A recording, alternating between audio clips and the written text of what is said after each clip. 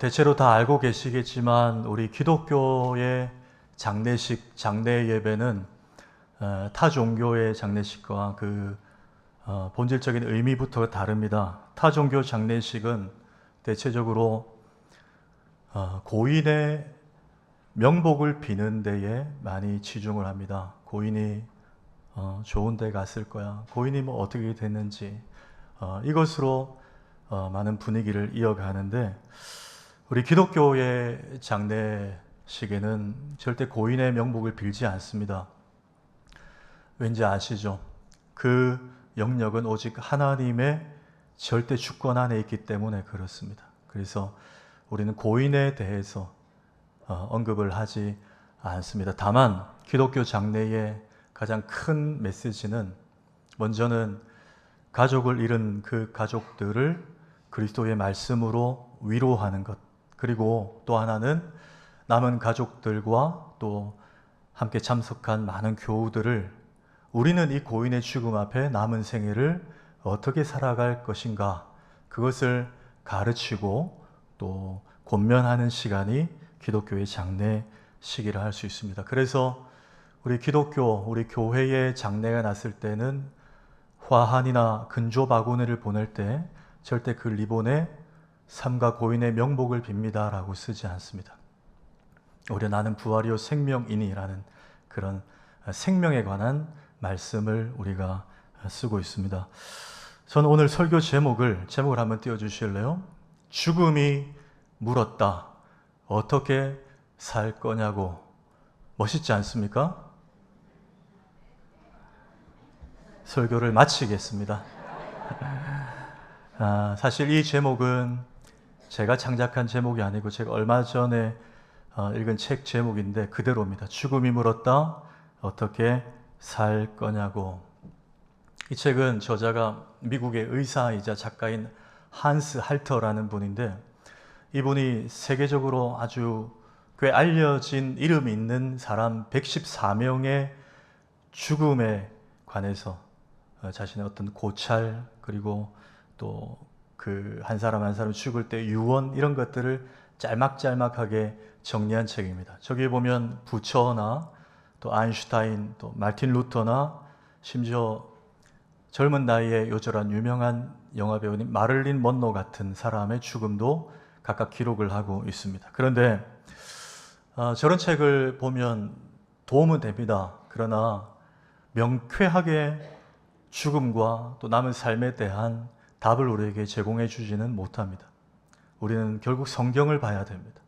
자, 오늘 사도행전 시리즈 6번째 시간인데 스데반 집사의 죽음을 담고 있습니다. 특별히 저는 이 본문 내용 속에 스데반 집사 한 사람의 죽음을 놓고 볼 때 우리도 다 죽게 됩니다. 그 죽음 앞에 우리는 남은 생애를 어떻게 살아갈 것인가 라는 관점으로 간략하게 3가지 정도 우리에게 적용을 해보기 원합니다. 첫째, 죽음이 물었다. 어떻게 살 거냐고. 첫 번째 메시지는 남은 삶을 말씀이 늘 나를 향하도록 하며 살아야 한다는 것입니다. 말씀의 방향성을 의미하죠. 말씀이 늘 나를 향하도록 하며 사는 것이 중요하고 유익하다는 것입니다. 여러분 54절 한번 보실까요? 54절에 그들이 이 말을 듣고 마음에 찔려 그를 향하여 이를 갈았다고 되어 있습니다. 그들은 누구죠? 유대인들입니다. 예수를 믿지 않고 하나님만 믿는 사람들. 유대인들이 이 말을 듣고 그래. 이 말은 뭡니까? 스데반의 설교입니다.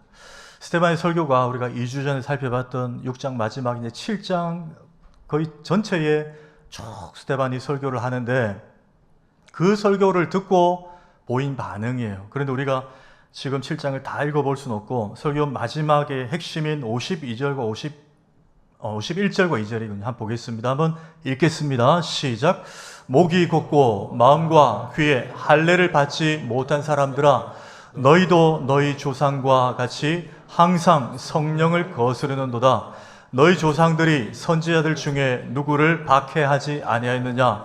의인이 오시리라 예고한 자들을 그들이 죽였고 이제 너희는 그 의인을 잡아준 자요 살인한 자가 되나니.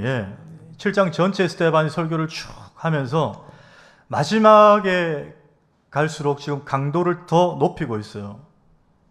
굉장히 기분 나쁜, 유대인들에게는 기분 나쁜 내용이죠. 뭡니까? 한마디로 하면 예수가 메시아라고 그렇게 그동안 선지자들이 와서 말했는데 너희들은 그 사람들을 다 죽였고 심지어 진짜 하나님의 아들 예수 그리스도를, 그 의인을 너희들이 잡아 살인한 자들 아니냐는 거예요. 그 유대인들 청중들 앞에 스데반이 그렇게 강도 높게 설교를 했습니다. 자, 그런데 이들 반응이 어땠다고요? 아까 54절을 다시 한번 보십시오. 그들이 이 말을 듣고 마음에 찔려 그 다음에 누구를 향해요? 그를 향하여 이를 갈거는. 그는 누굽니까? 스데반이죠. 설교자입니다. 설교를 들었어요. 마음이 지금 불편합니다. 성령님이 찌르는 거거든요. 그런데 그 반응을 이건 내 허물, 내 부족을 성령께서 들추시는구나. 그 말씀이 나를 향하도록 하지 않고 설교자에게 화를 냈다는 거예요. 밀어냈다는 거예요, 말씀을. 이건 나에게 해당되는 말씀이 아니라고 전 다른 사람이 들어야 된다고 밀어냈다는 거예요. 여러분, 제가 한번 이 얘기를 드렸던 것 같아요. 미국의 헐먼드 제일 침례 교회에 강대상에 여기 방탄유리로 막아놨다고. 그렇죠? 우리 코로나 때 비말 때문에 플라스틱으로 막아놨지 않습니까? 근데 방탄유리로. 왜 그랬는가? 그 잭하일 목사님이 회개에 관한 시리즈 설교를 했는데 청년 중에 하나가, 미국은 총기 소지가 자유롭잖아요. 기분 나쁘다고 총을 쏜 거예요, 강대상에. 그래서 교회에서 이제 방탄유리로 투명하게 막아놓고 설교를 하는 거예요. 듣기 싫다는 거죠. 총 가져오신 분 안 계시죠? 그런데 조금 앞에 사도행전 2장에 보시면 베드로도 오순절에 사람들에게 설교를 하는데요. 비슷한 강도와 어조로 설교를 합니다. 한번 볼까요? 사도행전 2장 36절에 너희가 십자가에 못 박은 이 예수를. 이 사람들이 실질적으로 참여한 사람은 거의 없을 거예요. 로마 병사들이 했고, 책임 있다면 빌라도가 있고, 지분 있다면 가룟유다가 있고, 아니 이 사람들의 선배 세대들이었겠죠. 그런데 베드로는 당신들이 예수를 십자가에 못 박았다고.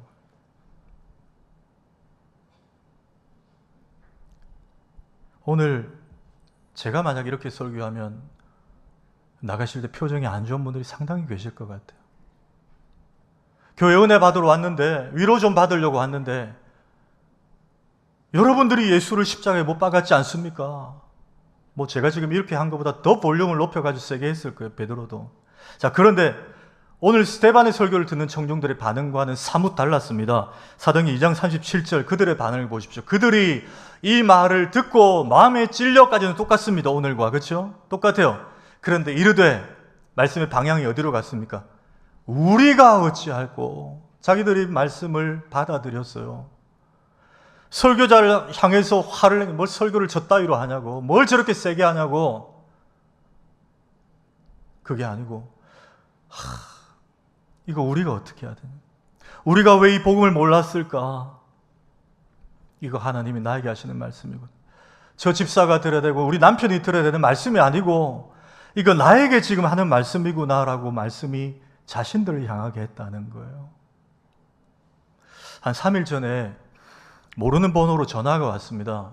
전화가 왔는데 국세청 직원이래요. 저는 딱 바로 든 생각, 이거는 보이스피싱이다. 그래서 제가 이제 좀 목소리를 깔고 냉정하게 대하려고 딱 채비를 했는데 들어보니까 보이스피싱이 아니에요. 저 연변 말투가 아니에요. 조금 더 듣다 보니까 진짜 국세청 직원이에요. 들어보니 저희 가정에 할당된 돈이 있는데 그걸 왜 안 찾아가냐는 거예요. 무려 130만 원이나 있다는 거예요. 들어보니까 국가 자녀 장려금이 올해 130만 원 책정된 게 있는데 5월 달부터 저한테 문자를 했다는 거예요. 근데 저는 그게 이제 저한테 뭐 해당되는 건지 모르고 그냥 스킵한 거예요, 그냥.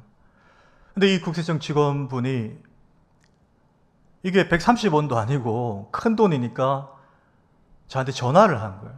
이거 11월 1일까지 처리가 돼야 되는 거라고. 왜 안 찾아가셨냐고. 그래서 큰 은혜를 받았습니다. 여러분, 제가 왜 이 말씀 드린지 아시겠죠? 하나님의 말씀은 특별히 이 1시간, 이 30분 절대 타인에게 향하지 않습니다.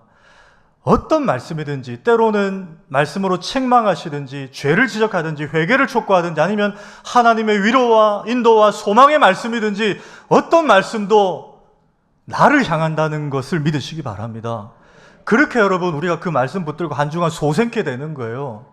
이 말씀, 내가 들을 말씀 아니다. 그러면 절대 나에게 복이 되지 않습니다. 자, 신명기 10장 13절 한번 읽습니다. 시작. 내가 오늘 내 행복을 위하여 내게 명하는 여호와의 명령과 규례를 지킬 것이 아니냐. 하나님이 이스라엘 백성들에게 율법과 말씀을 주시면서 내가 오늘 너희들의 행복을 위하여 내가 지금 말씀한다는 거예요. 너희들 행복 위하여 이렇게 말씀대로 살라고 말한다는 거예요. 여러분, 제가 노골적으로 말씀드릴게요. 우리가 말씀을 받아들이고 말씀대로 산다고 하나님에게 유익이 되는 거 하나도 없습니다. 하나님 손해볼 거 없어요. 그분은 위대하신데, 그분은 자존하신 분인데, 그 하나님이 우리에게 말씀을 주신 것은 우리에게 복이 되게 하려고 하시는 거예요. 여러분, 이 하나님의 진심을 안다면 어떤 말씀이든지 우리는 편식하지 않고 나에게 주시는 말씀이구나 받아들일 수 있는 거예요. 여러분, 우리 부민교회 교우들 이 은혜를 덧입기를 주의 이름으로 축복합니다. 두 번째는 우리가 죽음이 우리에게 묻으면 어떻게 살 거냐고. 두 번째는 남은 삶을 말씀에 귀를 열고 살아야 한다는 거예요. 귀를 여는 것입니다. 여러분, 이 이야기 기억나실 거예요. 다윗이 밧세바와의 범죄가 하나님 앞에 정말 큰 범죄였습니다. 그런데 그것보다는 조금 강도는 덜 하지만 또 하나님 보실 때 하지 말았어야 될 죄가 있는데 인구조사를 한 것입니다. 사무엘하 24장에 보면 그 내용이 있는데 제가 짧게 말씀드리면 다윗이 그때 이제 자신이 치리하던 영토가 제일 컸어요. 단에서 브엘세바까지 컸는데 좀 국방력을 알아보고 좀 이렇게 좀 자부심을 느끼고 싶어 했던 것 같아요. 자랑스럽잖아요. 자신이 전쟁을 잘하고 이런 것에 교만한 것이죠. 그래서 자신의 오른팔 충신 요압을 시켜서 단에서 브엘세바까지 얼마가 걸리든지 사람들 풀어가지고 지금 당장에 전쟁이 터져도 전장에 나갈 수 있는 남자의 숫자를 조사해라. 국방력을 조사해라. 그런 거예요. 그때 하나님의 감동의 마음을 덧입은 충신 요압이 하나님의 마음을 다윗에게 전달합니다. 사실 왕에게 그렇게 말한다는 것은 목숨 걸고 하는 거예요. 이렇게 말해요. 왕이시여, 저는 이 일이 하나님이 기뻐하시지 않는 일이라고 봅니다. 왜냐하면 하나님은 전능하시고 위대하신 만군의 여호와 하나님이신데 그 하나님은 우리 군대의 숫자가 얼마 있냐를 중요시 여기지 않습니다. 그 하나님이 마음만 먹으시면 우리의 국방력을 배가시킬 수 있는 분이세요. 그런데 왕은 왜 이 숫자를 조사해서 이 숫자를 의존하려 하십니까? 이거 하나님 기뻐하시지 않을 겁니다. 라고 다윗에게 요압이 목숨 걸고 얘기를 합니다. 그런데 다윗이 그 하나님의 말씀에 귀를 막아버려요. 그리고 강행합니다. 그래서 9개월 반 동안 그때 아마 말 타고 다녔겠죠. 군인들 풀어가지고 조사를 기어코 하게 해요. 결국 그 일로 이스라엘 백성들, 무고한 백성들 7만 명이 전염병에 걸려 죽게 되는 하나님의 심판을 받게 됩니다. 여러분, 뭘 보여주죠? 그 이야기는 우리가 하나님의 말씀에 귀를 막는 것이 얼마나 위험한 것인가를 보여주고 있는 거예요. 여러분, 이 관점으로 오늘 57절 다시 보십시오. 57절. 그들이 큰 소리를 지르며 귀를 막고 일제히 그에게 달려들어.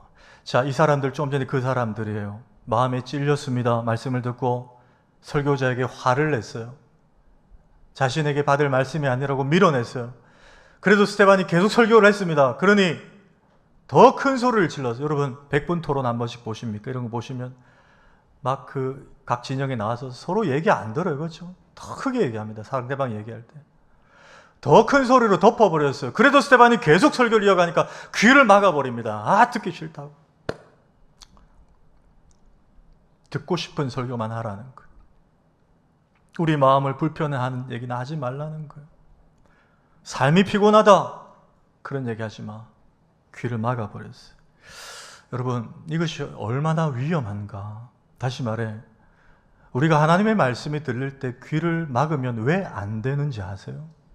저는 간략하게 두 가지로 적용을 합니다. 첫째, 왜 말씀에 귀를 막으면 안 되는가? 말씀을 들어야 믿음이 생기고 믿음이 자라기 때문입니다. 여러분 동의하십니까? 이건 제 생각이 아니고 로마서 10장 17절 한번 보십시오. 한번 읽겠습니다. 시작. 그러므로 믿음은 들음에서 나며 들음은 그리스도의 말씀으로 말미암았느니라. 아멘이십니까? 여러분 성경은 분명히 말합니다. 믿음이 생기고 믿음이 자라는 건 다른 방편으로는 안 된다고 말합니다. 말씀을 듣고 믿음이 생기고 그 말씀을 반복해서 들어야 믿음이 자란다는 거. 이게 성경이 말하는 원리예요. 봉사 중요합니다. 열심히 하셔야 돼요. 그러나 여러분 말씀을 듣는 것보다 중요하지 않습니다. 그래서 마리아가 언니 마르다보다 칭찬받은 거예요. 말씀 듣는 게 먼저예요. 어떤 분들 그런 분 계신지 모르겠습니다. 우리 교회도 봉사는 열심히 하는데 예배를 소홀히 하고 말씀 듣는 시간에 산만하고. 여러분 혹 주변에 그런 분들이 있습니까? 아니면 내가 그렇습니까? 교회를 꽤 오래 다녔는데도 믿음이 전혀 자라지 않나요? 또 그런 분들이 있나요? 주변의 가족 중에? 잘 보십시오. 분명히 원인이 있습니다. 로마서 10장 17절이 진단하고 있어요. 말씀 듣는 시간에 뭘 하는가를 보십시오. 혹 산만하지 않습니까? 폰 보고 있지 않나요? 사각지대에 혹시? 제가 부목사 때 우리 교회 대학부 지도할 때 믿는 부모님 집안에 자란 대학생인데 그날 우리 대학부 소그룹 주제가 조별 주제가 동성애에 관한 거였어요. 그걸 제가 이제 짤막하게 강의를 하고 조별로 동성애에 관해서 이렇게 이제 토론을 하고 하는 이런 시간인데 제가 한 주에 들어갔더니 한 친구가 동성애는 인권이라는 거예요. 안 굽혀요. 그래서 제가 다 마치고 걔를 남겨서 3시간 동안 따로 얘기를 했는데 안 굽혀요. 동성애 인권이라는 거. 걔가 그 당시에 얼마 전에 외국에 좀 나갔다거든요. 외국 물 먹었다고 그러는 것 같아요. 동성애 인권이라는 거예요. 와, 그런데요. 제가 큰 교훈을 얻었습니다. 그리고 3주 뒤에 우리 교회 성찬식이 있었는데 그때 제가 이제 부목사기 때문에 우리 몇 장로님들하고 4층에 올라갔거든요. 잔과 떡을 가지고. 근데 그 친구가 하필 제가 가는 구역에 앉아 있었어요.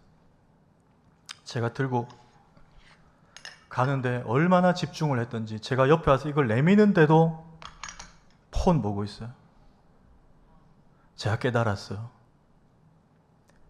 왜 믿음이 안 생기는가? 말씀을 들을 때 귀를 막고 있어요. 이렇게 막는단 말이 아니에요. 잡다한 것들로 내 귀를 채우고 있기 때문에 그래요. 성경은 여러분 분명히 말하고 있습니다. 믿음은 들음에서 나며 들음은 그리스도의 말씀으로만 가능하다는, 말씀만 들을 때 믿음이 생긴다는 거예요. 한 가지 더, 왜 우리가 말씀의 귀를 막으면 안 되는가? 말씀을 들어야 세상을 이길 수 있기 때문입니다.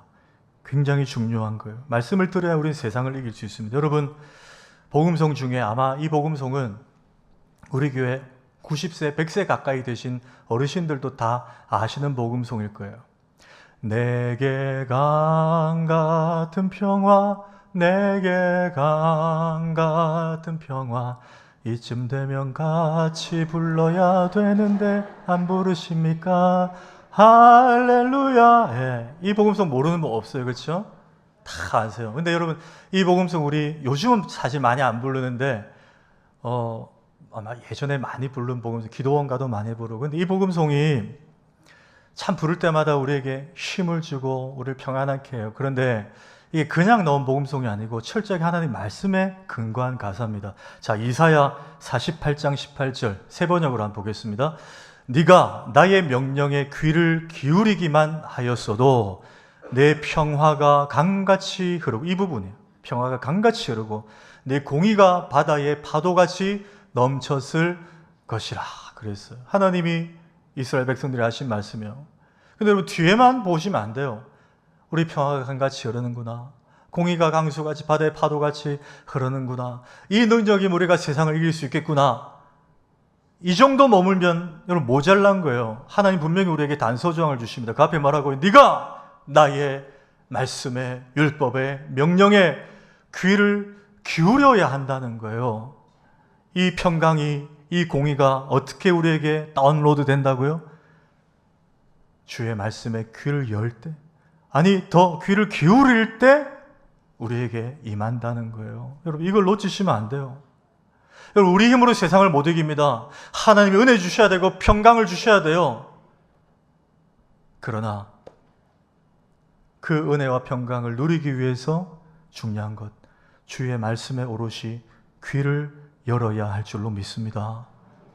이걸 안 하면 안 돼요. 이거 없이 오는 평강은 여러분 TV에 코미디 빅리그 개그 콘서트 봐도 여러분 평강이 와요. 근데 그거는 일시적인 거예요. 영원한 평강은 주의 말씀이 우리에게 스며 들어올 때 임한다는 거예요. 여러분 유튜브 보시죠. 근데 너무 세상의 정보가 쏟아져요. 홍수처럼. 어쩌면 우리가 말씀의 귀를 막는 게 아니라 다른 것들 듣는 게 너무 많아가지고 말씀의 귀를 열지 못하는 거 아닌가 이런 생각이 들어요. 우리 부민교회 성도님들은 주의 말씀에만 더 귀를 열시기를 축복합니다. 열왕기하 4장에 보시면 우리가 잘 아는 이야기가 나오죠. 엘리사 제자 중에 한 사람이 갑자기 세상을 떠납니다. 그 부인이 남편이 죽고 두 아들만 키우는데 남편이 생전에 빚이 있었어요. 그 빚쟁이들이 찾아와서 빚 안 갚으면 두 아들 데려가겠다 그래요. 그 부인이 겁이 나가지고 엘리사를 찾아갑니다. 갔더니 엘리사가 너 집에 지금 재산이 뭐가 있냐? 기름 한 병이 있습니다 그래요. 떡 구워 먹는 기름 한 병. 그럼 너 지금 아들 데리고 나가가지고 온 동네방네 다니면서 빈 그릇들을 조금 빌리지 말고 최대한 많이 빌려오라고 명령을 합니다. 그릇들을 빌려와요. 숫자는 모르지만 많이 빌려와요. 빌려왔더니 엘리사가 그러면 그 기름 한 병 가지고 빈 그릇들에 하나씩 다 부어보라고 하는데 그냥 여기서 하지 말라고 하고 특별한 지침을 주는데 열왕기하 4장 4절 한번 보십시오. 너는 네 두 아들과 함께 들어가서 문을 닫고 그 모든 그릇에 기름을 부어서 밖에서 하지 말라는 거. 어디서요? 방에 들어가서 문을 닫으라는 거예요. 여러분 왜 엘리사가 이렇게 하라 그랬을까요? 여러분 이 여인이 얼마 전에 어떤 슬픔을 당했다고요? 남편이 갑자기 별세를 했어요. 동네 사람들이 다 알아요. 그럼 여러분 안 믿는 사람들은 뭐라고 말할까요? 이 이상한 퍼포먼스를 하는 거 보면 뭐라고 할까요? 불신의 소리 하지 않을까요? 믿음 없는 말? 저 옆에 내가 남편이 죽더니 갑자기 어떻게 됐나? 좀 뭐하냐 지금? 지금 우리로 적용하면 저 예수 믿는다고 주일에 가게 문 닫고 저래 성공하는지 바라고 지금 뭐하는 거냐고 어리석게. 애들 교회 보낸다고 시험기간에도 학원 안 보내고 시험기간에도 학원 보내고 교회 안 보내고 하는 그 모습 보고 세상 사람들이 별소리 다 하잖아요. 저렇게 해가지고 서울대 가는지 봐라고. 그런 세상의 불신의 소리에 문을 닫으라는 거예요. 달팽이관의 문을 닫으라는 거예요. 거기에 귀를 막고 철저하게 하나님과 나만의 임재의 시간, 하나님이 슬픔을 당한 우리 가정을 향해 뭐라고 말씀하시는지에 귀를 기울이는 집중하는 시간을 가지라는 거예요. 엘리사가 들어가서 문을 닫고 집중하여 그렇게 하라는 거예요. 여러분 하나님의 말씀에 귀를 열고 하나님께만 집중하는 은혜가 우리 부민교회 온 가정에 임하기를 주의 이름으로 축복합니다. 이게 우리가 남은 생활 가야 될 남은 삶을 살아낼 방향이라는 거예요. 마지막 세 번째입니다. 이게 오늘 결론입니다. 남은 삶을 하늘에 눈을 두고 살아야 한다는 것입니다. 하늘에 눈을 두고 사는 거예요. 여러분 제가 지금 드린 이야기는 정치적인 소재이지만 제가 정치 이야기를 하는 게 아니니까 끝까지 듣고 판단해 주시기 바랍니다. 중간에 나가지 마시고요. 최근에 TV 매스컴에 아마 이번 한 주간에 일어났던 일이에요. 지난 정권에서 한 참모를 했던 정치하는 분이 공적인 강연 자리에서 강의를 했는데 그 발언이 매스컴에 보도가 됐습니다. 줄여서 말하면 우리 통일하지 맙시다. 남북 통일하지 맙시다라는 얘기였어요. 통일하지 말고 지금 이대로 그냥 서로 나라를 인정하고 존중하며 삽시다. 그리고 통일의 문제는 차후에 차세대 다음 세대들에게 맡깁시다. 지금 우리가 통일하려고 막 에너지 쓰고 하지 맙시다. 그걸 일명 두 국가론이라고 합니다. 북한도 국가로 인정하고 우리 대한민국도 국가로 서로 인정하고 그냥 이대로 지내자는 거예요. 그래서 제가 그분이 왜 그런 말을 했나 그분의 사설을 좀 찾아봤는데 뭐 이런 내용이에요. 최근에 북한에서 오물풍선을 우리 전방 지역에 띄워 보냈잖아요. 그 우리는 또 대북 확성기로 이렇게 또 대응을 하고 이렇게 했잖아요.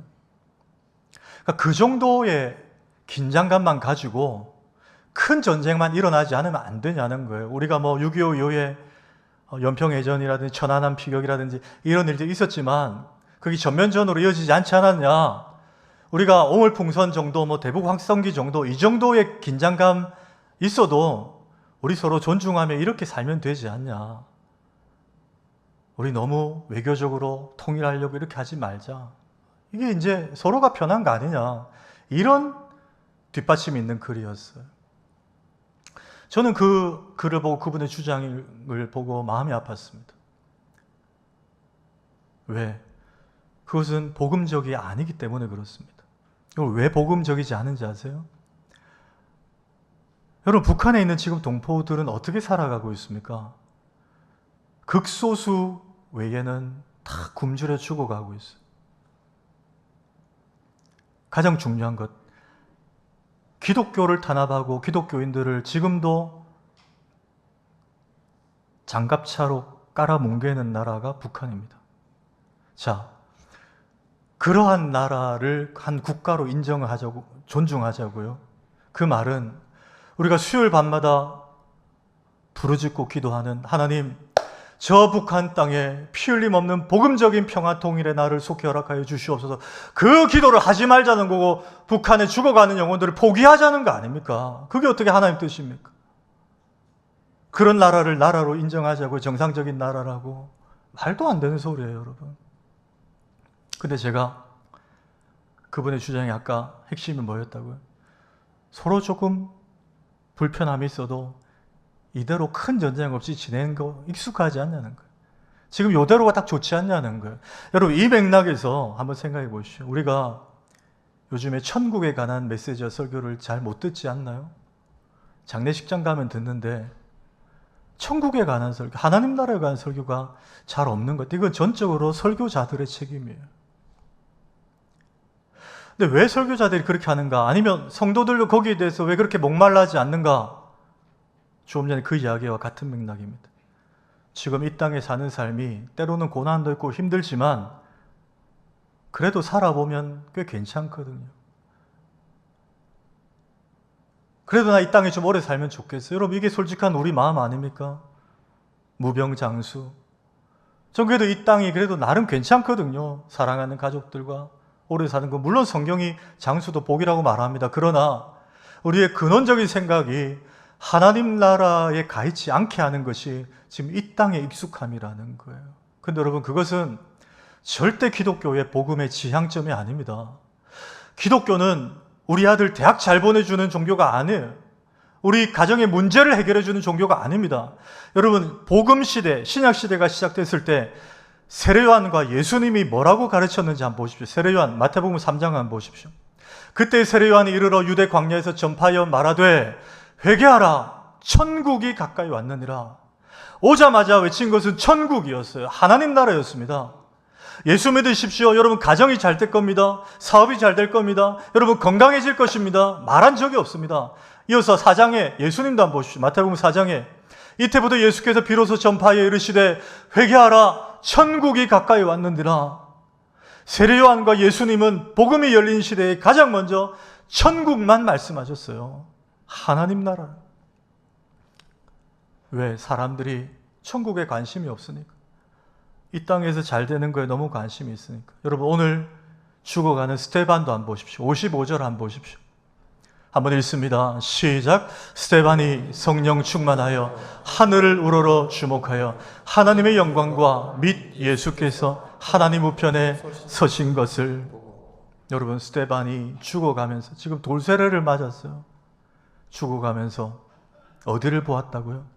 하나님 나라를 보았어요. 근데 여러분, 이 말씀을 잘 보면 성령 충만하면 어떤 일이 일어나는 걸 보여주고 있습니다. 스데반이 그냥 하늘을 우러러 봤다고 해도 되는데 성령 충만하여 그랬다는 거예요. 여러분, 성령이 충만한 사람은 어떻게 할 수 있나요? 기도를 막 크게 뜨겁게 하는 분입니까? 그렇게 나타날 수 있어요. 또 방언도 귀한 은사입니다. 여러 가지 치유의 은사도 있어요. 예언의 은사도 있어요.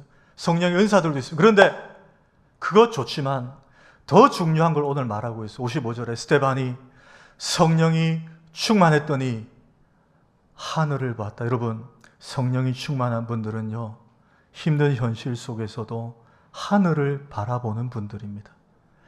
현실이 막 돌이 날라와요. 죽이겠다고. 사업으로, 관계로, 건강으로 어떻게든 사탄은 우리와 하나님과 관계를 멀어지게 하려고, 우리가 하나님께 실망하게 하려고 돌을 집어 던집니다. 막 돌이 날라와요. 그럼에도 불구하고 성령이 충만한 분들은 힘든 현실 속에서 하늘을 바라보는 분들이에요. 이게 성령 충만입니다. 천국 바라보며 이겨내는 분들이에요. 그런데 이게 오늘 진짜 결론이에요. 정말 중요한 것은 스데반이 하늘만 바라보지 않았어요. 60절을 한번 보십시오. 죽기 전의 장면입니다. 무릎을 꿇고 크게 불러 이르되 주여 이 죄를 저들에게 돌리지 마옵소서 하고 이 말을 하고 자니라 그랬어요. 하늘에 그의 눈이 향했지만 그와 동시에 누구에게 향했습니까? 지금 예수 믿지 않고 자기에게 돌 던져 저대로라면 지옥 갈 수밖에 없는 죽어가는 영혼들에게 스데반의 눈이 동일하게 향했다는 거예요. 왜? 자기는 지금 예수 믿고 돌 맞아 죽어도 천국 가는 거거든요. 그래서 여러분, 스데반의 죽음을 지금 성경은 잔다고 표현했어요. 왜? 곧 깨니까. 부활의 몸으로 영원히 살게 되니까. 그리스도인의 죽음은 죽음이 아니에요. 자는 거예요. 이걸 우리는 믿고 천국 갑니다. 그런데 지금 자기에게 돌 던지는 저 사람들은 이거 모르면 지옥 가는 거예요. 스데반의 눈이 저 사람들을 향해 가고 있어요. 여러분, 성령 충만을 또 하나 정의합니다. 성령 충만하면 하늘도 바라보지만 저 죽어가는 영혼들도 바라봅니다. 왜? 하나님 아버지의 눈이 머무는 곳에 나의 눈도 따라가게 돼 있어요. 그게 성령 충만이에요. 말씀을 맺습니다. 1970년대 미국에 사마리안 펄스라는 기구가 설립이 됐습니다. 빌리 그레이엄 목사님 같은 영적인 지도자들을 배경으로 중심으로 이렇게 일어난 단체인데요. 여러분 아마 오늘 1층에 들어오시다가 박스나 이런 걸 보셨을 거예요. 사마리안 펄스가 뭐냐? 여러분, 예수님께서 선한 사마리아인의 비유를 하셨죠. 강도 만난 자가 있는데 레위인과 제사장은 그냥 지나갔어요. 근데 사마리아인만 그 강도 만난 자를 부축해서 주막에 데려가서 치료를 해주고 자기가 지금 어디 갔다 와야 되니까 주막의 주인에게 돈을 주고 이 돈도 모자라면 내가 내일 올 때에 더 지불하리이다. 꼭 이 사람을 보호해주고 치료해달라고 부탁을 합니다. 사마리아인이.